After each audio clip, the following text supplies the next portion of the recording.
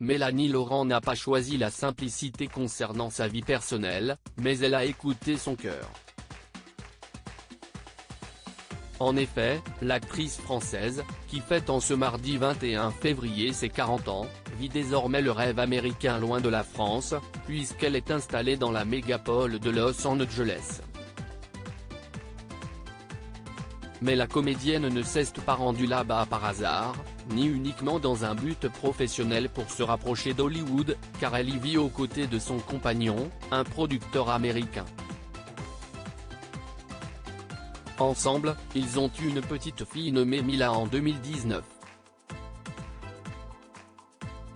Vivre à Los Angeles est assez doux, évoquait-elle déjà en 2020 au sujet de ce nouveau choix de vie auprès de nos confrères de Version Femina. D'ailleurs, je suis vite revenu.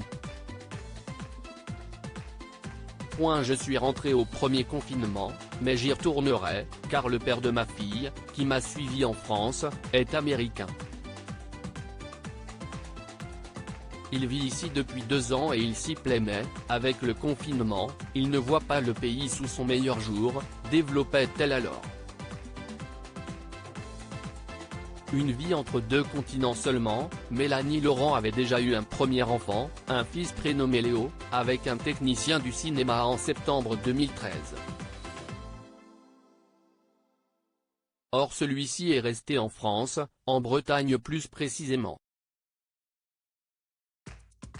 Mais loin de le délaisser, elle lui rend régulièrement visite et demeure présente pour lui.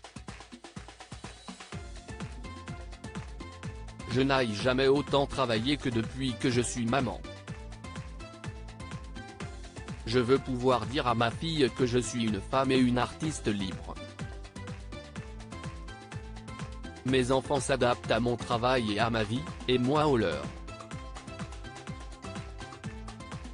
Mon fils a eu envie d'un quotidien stable, ce que j'ai respecté. Il est avec son père et je fais des allers-retours, expliquait-elle récemment lors d'une autre interview auprès du même magazine.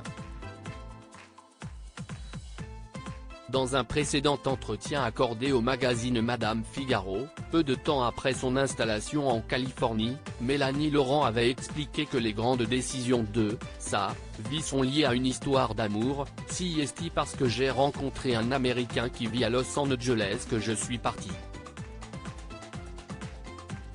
Ce changement un peu improvisé a été d'autant plus fort que je ne vivais plus à Paris. Ces dernières années, j'habitais sur une île, en Bretagne.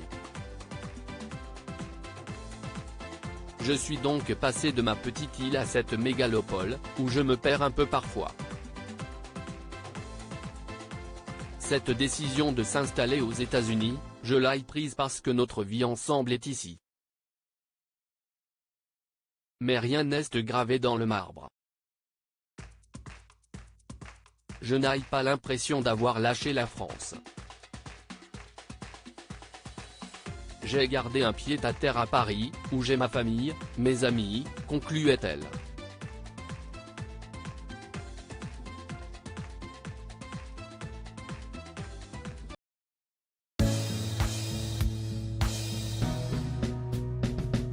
But there's oft times through the rough times I think you